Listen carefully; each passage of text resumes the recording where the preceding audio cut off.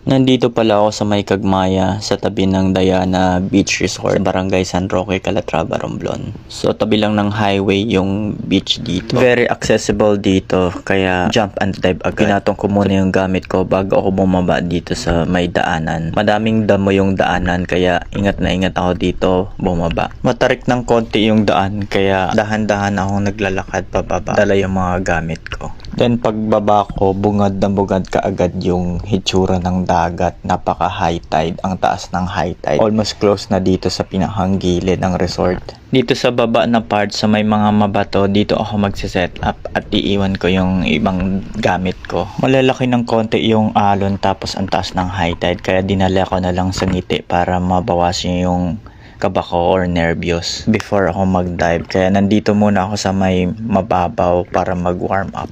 Dito pa lang sa mababaw, pag unang dive ko, sinilip ko muna yung mga butas-butas na mga gilid-gilid na bato. And then naramdam ko yung lakas ng agos dito. Tuwing nagda-dive ako dito at sinisilip yung mga gilid-gilid na bato, ini-imagine ko na lang yung isang kakilala ko na spero dito na nakakuha ng 10 kilogram na marble grouper. Kaya lagi kong binabalik-balikan or binibisita itong spot na to. Dito naman sa part may tinira pala akong isda dun sa boat. Kaso yung pana ko naka full rubber na stuck up yung shop ko dun sa bato at hirap na hirap ako tanggalin. To the point na nag multiple attempt ako to at sobrang natagalan talaga ako ng ilang minuto bago ko nakuha yung pana ko. Kaya pinersa ko na lang, binend ko siya para mahila ko ng malakas. Kaya ito guys yung video kung paano ako nag-struggle ng matindi para lang ma-recover yung shaft ko.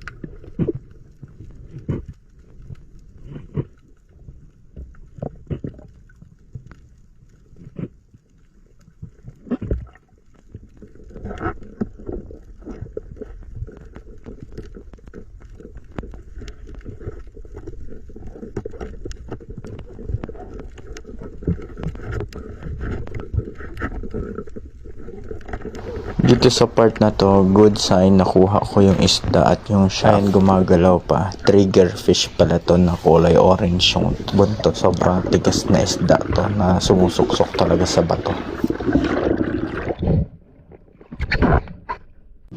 Sobrang laki ng baluktot ng pana ko talaga dito. And sad, hirap na hirap akong ibalik yan kasi hindi ako marunong talaga mag-align ng pana. Tapos dito, pinatay ko yung isda para hindi masyadong gumalaw kasi napakalakas na isda na to. Tapos nangangagat pa ang talas ng mga ngipin. And after nito, umuwi na rin ako kasi ubos na yung lakas ko.